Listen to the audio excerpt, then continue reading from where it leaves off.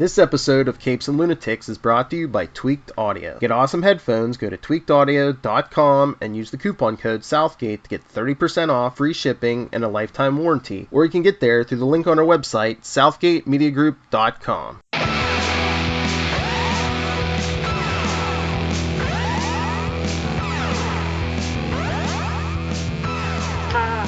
It's Chaz, and we really want to be your friends. We hope our good times never end. It's Mozz, it's Chaz, and we really want to be your friends. Hey, cats and kittens, welcome back to the AKA JonesCast. I'm your host, Charlie, the Professor Esser. With me, as always, is my skinny rich friend. It's Mozz. Hey, welcome. And we only want to be your friends for about another 2-3 episodes, so just keep it. This is episode 10, man. We are coming down the pike. This is a 13-episode season, I believe, and we are at the decimation level, the 10th episode. Okay. Tonight's episode, a.k.a. Hero Pants. Jessica wrestles with her emotions as she tries to untangle herself from a murder. Tonight's director is Sanford Bookstaver. Of course, Brian Michael Bendis and Michael Gaydos get our Marvel created by character credits. Our created by is, of course, Melissa Rosenberg. Written by goes to the man, the myth, the legend, Jamie King. Hilly Hicks Jr. also gets a written by credit with him. Jay Holtham is our hard-working story editor, and once again, hardest working person in show business, good old Jesse Harris. Okay, yeah. So this is. I mean, this is what I say, man. These last two episodes, they are like such slow burns.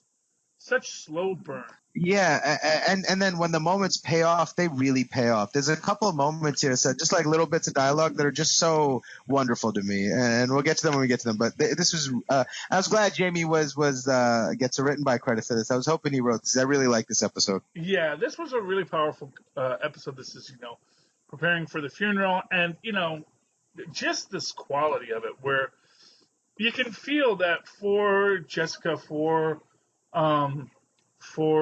Patsy, the death of Dorothy still hasn't really sunk in, and they're keep on getting distracted, I think, and maybe choosing to be distracted because it's just easier to be distracted in these situations by things like the fact that Hogarth is still technically the lawyer of record on Dorothy's estate, and as they're making the preparations for the funeral, and Jessica goes to handle the funeral arrangements because of course Dorothy had it all planned. But you get this feeling throughout this that for Jess and Patsy, they have no idea who Dorothy was anymore, or what Dorothy had been up to. And or never allowed her the space in their lives to actually get to know her. They had made up their minds on who she was to them, and didn't realize that aside from that, she was a person out there in the world. Yeah, and to be fair, like one can say, Dorothy used up a lot of her goodwill already, Right, that's true. There comes a point where when you start saying, well, yeah, you have, we wish to make amends, that, at a certain point you can't make amends for something so far in the past. You can't make amends because you pushed Trish into a life that you did and enabled her. Now, of course, there's a whole argument to be made about, how much can you enable someone who has the power to do it, even if you stood against them, because, certainly and the thing was, don't waste talent. Yeah. Well, but that's what it comes down to, is what is your talent and are you going to waste it, Mm-hmm. Because that is what Patsy says at the eulogy. That Joe Jackson syndrome, Well, I mean, I don't know how much of Joe Jackson's syndrome it was. I mean, Joe Jackson. Or like Tiger Woods' dad, like that kind Yeah, well, of. Tiger Woods. Yeah, Tiger Woods. It's a much happier. The Joe Jackson story that gets All right, fair gets enough. kind of. That gets quite dark. Quite Although dark. again, Patsy, of course, has definitely shades of. Right, and it's sort of the same industry in Yeah. a sense, Oh So yeah. I mean, my honest opinion is that actually, is that Michael actually wasn't Joe's kid, ooh, and it drove him mad. Yeah, I think the wife had a thing with ooh, somebody else. scandalous. Yeah, and I get the feeling that Michael kind of had the talent that Joe never had, and it just drove him insane. Huh. That when Michael became the star, that's when Joe started. That's just my dark, twisted theory on the whole Jackson story. But yeah. So he was Michael Jackson was like imagine if it was aliens that impregnated his wife Well, to yeah, be like I weird saw. music industry alien Jesus, Yeah, born of. I saw that episode of Black Dynamite too. Okay. Oh, you did not know? No, there's actually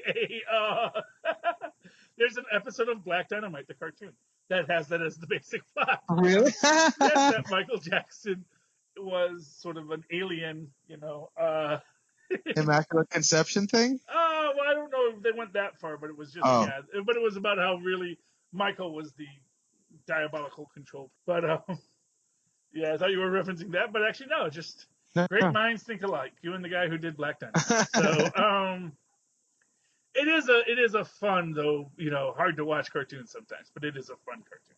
I didn't even know that was a thing. Oh yeah, it was an Adult Swim piece.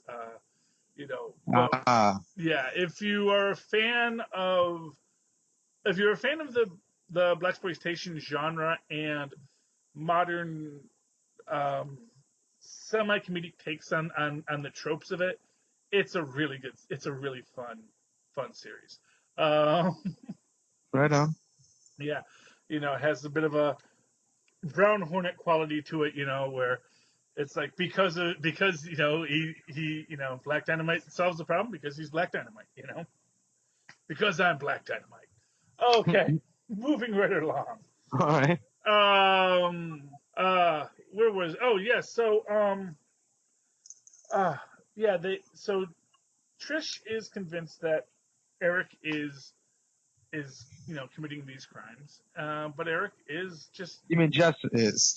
Yeah, Jessica is convinced that Eric is committing this crime, killed the cop. But as Eric says to him, like, I can't even be around people who lie. You really think I could?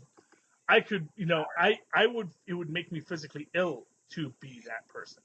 Right. I can do morally questionable stuff. Don't get me wrong, but to actually become a killer, I could not cross that line because it would kill me. It would actually kill me. In much the way that they were saying that, if he had actually gone to Rikers, it would kill him because he would just be exposed to so much evil that it would overwhelm him and just destroy his body, And to make that internal would actually just be even more horrifying. I am certain. So, throughout this, and again, this is an issue where, Salinger has been kind of forgotten. He's still in the hospital. I think we see him without his bandages on, and we see that his face is completely, torn the heck up. There's an interesting scene in the last episode where Jess was cleaning Trish off, where you kind of, and I don't know if this is ever going to come back or not, but you see her scrape the blood out of Trish's fingernails and put it in a little piece of paper, a little piece of Kleenex. It was interesting because in that moment I thought, why is she doing this to get rid of evidence? To protect, but then I was like, when she put it in the napkin, put it away real safely, I was like, yo, she's collecting evidence just in case. Yeah, I don't know if that ever does come back, but I am going to say I hope it does. Yeah, because I actually forgot how I actually had forgotten because he does become kind of secondary in this. I kind of had forgotten what happens to Salinger at the end of this. So it's kind of new to me exactly what's going to be happening with Salinger. But in the meantime, we see that Jessica is continuing to search. She is certain that Eric is the killer. Meanwhile, Malcolm does have his confrontation with Zaya, um, which does not go well. But it also kind of No, but that scene was really interesting to me too. So she walks in there, and her only goal in that situation was to not feel bad about herself. That was what she wanted out of that situation. So she comes up there and she's like, they go all this, dancing around what they really want to say. And she says, no, Malcolm, tell me your truth. Say your truth. And he sits there and he's having trouble. And she lays it out for him, what they both know it is. She's like, I'm trying to make you be somebody, blah, blah, blah, blah. And she's saying all the bad things she wishes he would say to her because she knows they're true. And if he says it, then she has something to be angry about. And now he's the bad guy. And that's what she gets him to do. And she gets up there and then she gets her little piece of emotional, satisfaction, and she storms out there like she was the wronged party. Yeah. Yeah. And, not for nothing, that's exactly what she does. Well, what else you going to do? It's I guess. It comes down to just the fact that, Malcolm, what it really comes down to? They weren't in love. They were in love with the idea of one another. They were in love with what they each thought they wanted and were supposed to do. In many ways, it kind of mirrors Foggy's relationship with his girlfriend, Right, Which is like, although that one I think is a little healthier because I think that one actually is a lot more, intimate and kind, because I think what they actually both want is somewhat similar. But how they want to get there. There's also sort of that old world charm to it. Like, firms are like families in the way old timey families were families, like Game of Thrones families, extended to, and you get to be part of a family. And so when she says to him, "You left my firm," it's like you left the family, so it's going to make it, and that's the sort of dream that they were working on. It's like being on Survivor and making an alliance with somebody like-minded. You're like, oh my God, I found a partner in this game, and so now it's like you're leaving the game, and so it is a heavy thing. I saw where she was coming from there, But it was like the game wasn't fun for him anymore, and that's the thing, is like, he thought he wanted something. He thought he wanted the Brooks Brothers suits and the chopped hair, and to not be the drug addict and not be the assistant to Jessica Jones, but to be his own man in a world where he could call his own shots. But what he realized is that in order to call your own shots, you gotta deal with everyone else's shots. And from the very beginning, we can see that he doesn't want to do it. When he basically takes out his client. Yeah, that's true. Right. So from the very start, it was like he was always bristling at this. This was not a yoke he wanted to plow with. Right. And it's like he says to Jessica, I think 2 episodes ago, he's like, I need both of those parts to feel whole. I think that's interesting. Well, yeah, because, you can't do something that leaves a part of you empty. Whatever you're doing. And, and it's not to say that you can't work a 9 to 5. That's not your favorite job. So long as that's not what defines you. Right. And that's the thing. And he wants to be defined by what he does. And he wants what he does to define him. And honestly, that's wonderful if you can do it. And, he wanted to be a social worker years and years ago.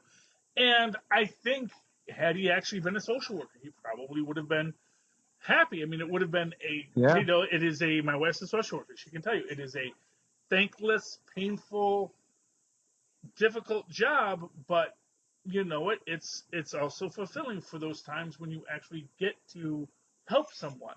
Which is, it's exactly what it's exactly what he says to Zaya. He's like, now I get to help the people that actually need help.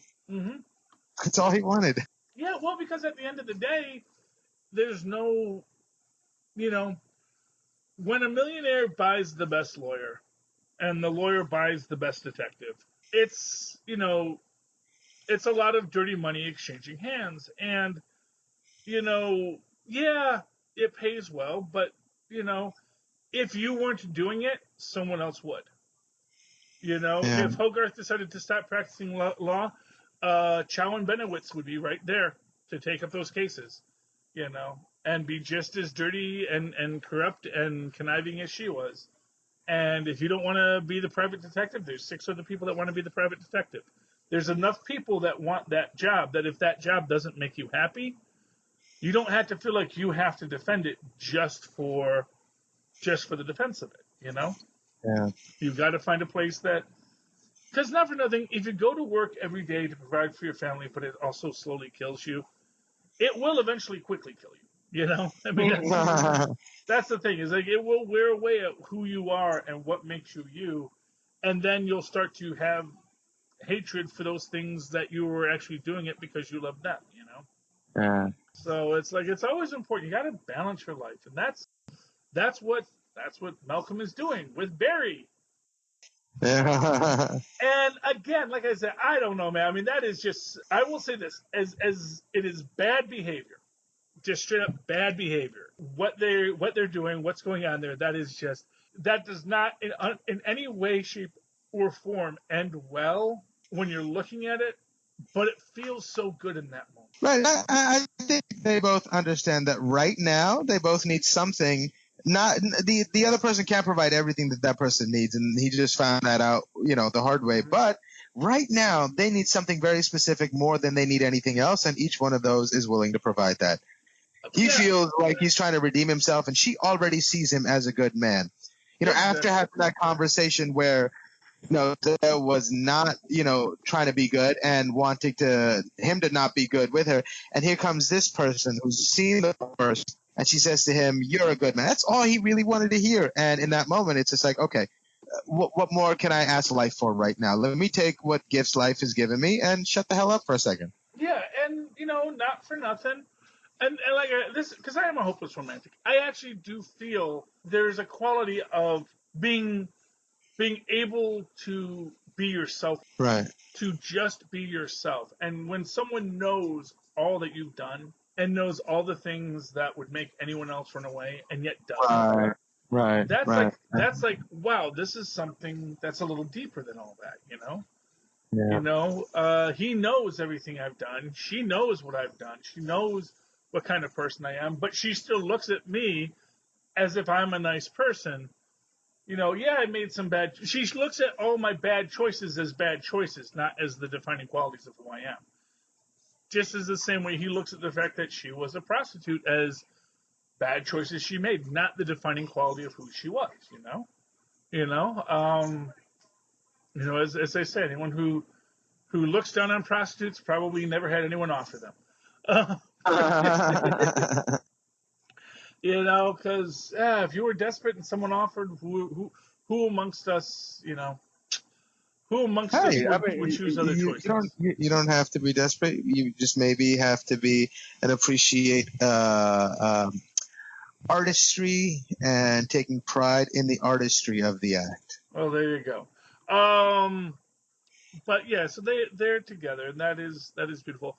One of my favorite things about this episode is we get Hogarth and Kith, Oof. and Kith basically telling her, "I have an associate with a unique set of skills," and I know everyone thinks she's talking about Jessica. I knew immediately that she was talking about Trish. Because she's going to try to coerce Trish into working for her. Exactly. Because she has the video of Trish. She knows Trish is Hellcat, Oh, that's so good. That's so evil. That's so good. and again, because it's someone that she can manipulate. She can't manipulate Jessica Jones to do her dirty work, but she could manipulate Trish. And the first thing that she does and this is how you know she wants to manipulate Trish, is she's the one to pick for the to get the will. And she's a little disappointed that it's Jessica. What her plan is? Yeah, her plan is to get Jessica or to get Trish to break in and to use her powers against this guy who's hurting her girlfriend. maybe to get her to kill him, or maybe just to, I gotta assume it's not just forensic accounting, although maybe finding his ledger books might be useful. But I do think that is the fact that she wants to exploit the fact that she is a superpowered being that she can utilize to accomplish Yeah, her no, goals. that's so interesting because the whole time they set up this situation where you're waiting for the other shoe to drop. She sees, Trish's face, and you're thinking, oh my God, oh, and they're the person holding the will. So she goes, oh, okay, send Jasper or whatever his name up there. I was like, okay, she's planning something. She's gonna hurt her somehow. But she's thinking so far beyond that. She's thinking, oh, this is gonna be an asset. Well, exactly. That's so interesting. That's so cool. Because that's an enemy is just a friend you haven't found a way to exploit yet. So we do get to the funeral, and we do see that Jessica finally puts the pieces together.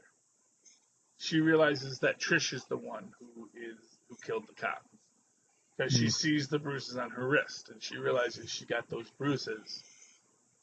That's a new bruise. That's not one she got from Salinger. She's going out again. She's still beating people up. Yeah.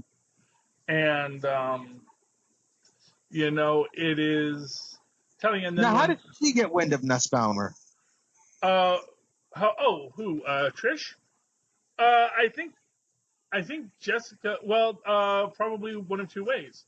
Either because actually when Jessica went and searched Eric's apartment, she found that he had all these extra files, and he was compiling these dossiers. Right. So she probably said, I want you to take me to the most evil people you know.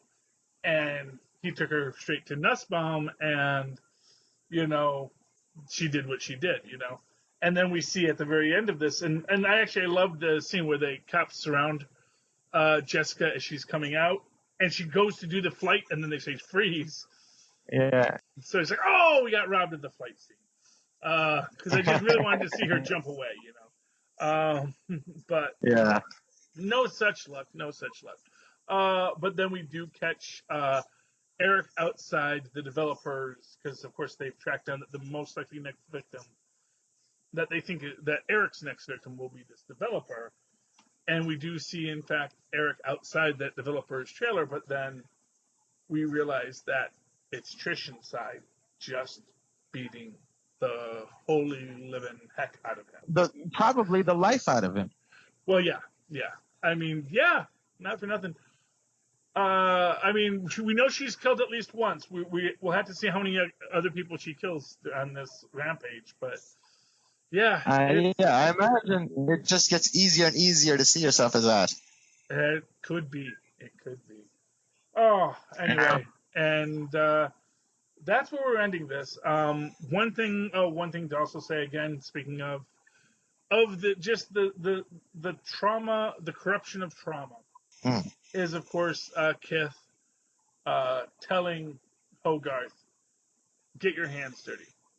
Do what you have to do. I need this over. It's so horrible because it is exactly what Kith was saying she was doing. You want me to sign off on what you did to my husband. Yeah. Well, and that's exactly what she's doing. Yeah, but to somebody she doesn't care about. It's the old, you push this button and you'll get, $10,000, but a person will die, but I guarantee you it'll be someone you don't even know. And then, they give you the $10,000 and say, but don't worry. It says, well, we're going to refurbish the button. We'll take it back, but don't worry. We're going to give it to someone you don't even know. No, but essentially what you're doing is you're tacitly giving your forgiveness for what she did. That's what she's saying. She's like, if I say okay to this, then that means I can see your point of view for having done what you did, and that somehow excuses it because you're not above it any longer.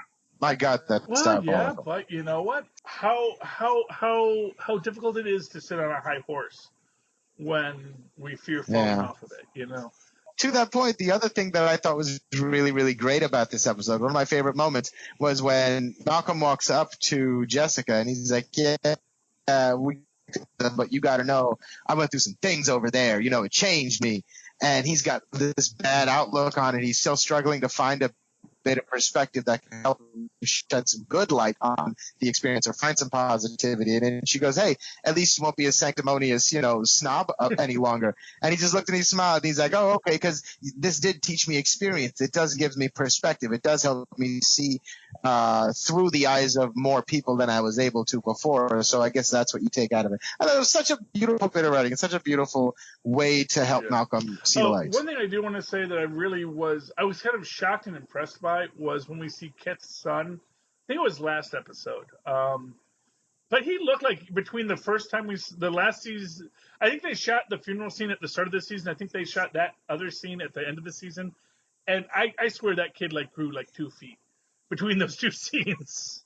But it was a beautiful thing where he actually does come to Hogarth for help and says, look, my sister's dead, my dad's dead, and I don't want to lose my mom. And she's too proud to ask you for help, but she needs your help, And I thought that, and again, that is this moment of redemption for Hogarth and the idea that, I have these powers, I could do good with them. Now, granted, it's a maybe I just don't give her enough credit. I don't see her as seeing it as that way. I see her having the same emotions about that situation that I imagine. What's the killer's name? Salinger? The one who hasn't been in a few episodes. Challenger. I think she gets the same bit of satisfaction out of that because she knows she's still in control. With her dying breath, she can still claw and move things. And I think that's what she's excited by. I'm not certain of that. I think, there's a quality that, she gets called out on this where I think when Jessica is talking to her, I think it's at the will, when she's picking up the will and she says, somehow you can even make, doing something good, doing something good sound self-serving, And she does call her out there, and that idea that, Dorothy didn't even know she was dying, but she was still trying. Yeah, that's what it was. Yeah. She said, Dorothy didn't even know she was dying, and she tried to do some good. And what are you doing? And, and she says, that's what I'm trying to do now. And, she says, well, somehow you can even make altruism sound self-serving, because it even suggests that the only reason she is trying to do good is because she's dying, is because she is trying to reclaim the goodness of her life because she's dying, I think she just wants to possess Kit. That's her only intention. And in this way, she gets to have her under her control again. She goes, oh, no, don't worry, I'll take care of the money. Here's a loan agreement, and now I'm in control. And that's what it is. And it's just, it's dark, man.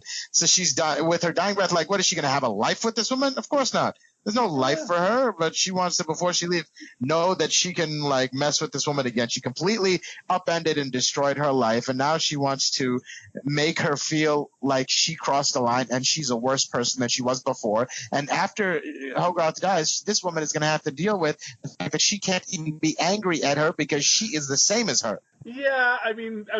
Oh, it's so evil and so dark. I guess part of me doesn't give. I do not imagine that Jerry thinks that deeply about her actions. I think in her own mind, she is righteous in her actions.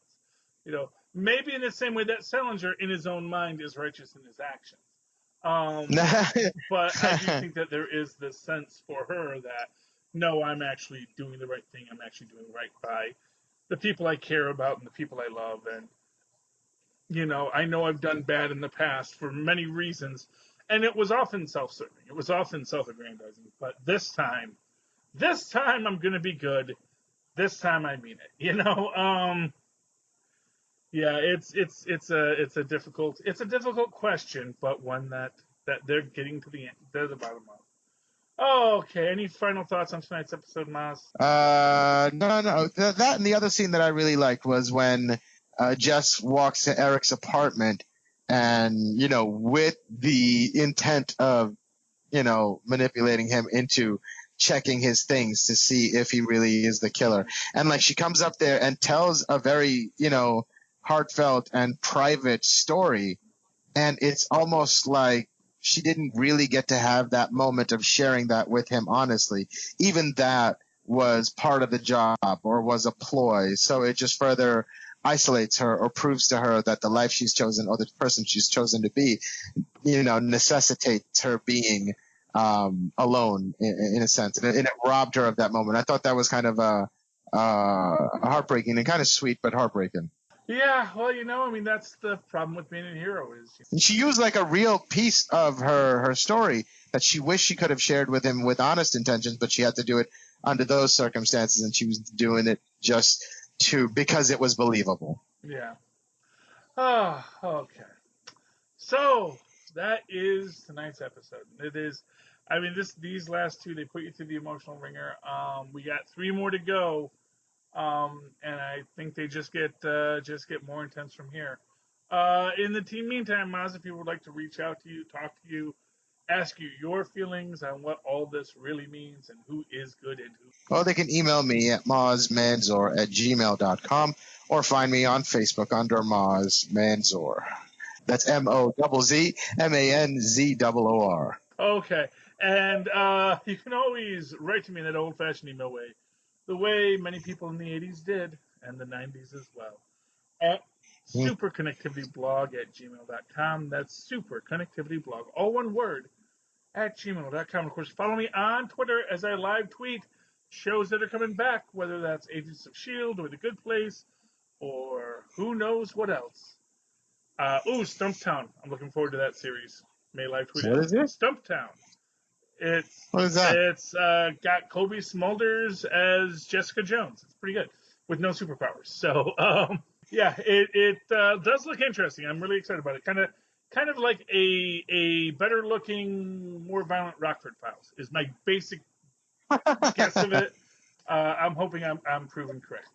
Okay, but if you'd like to follow me as I live tweet Stumptown, you can do so at Charlie Esser. That's CharlieEsser.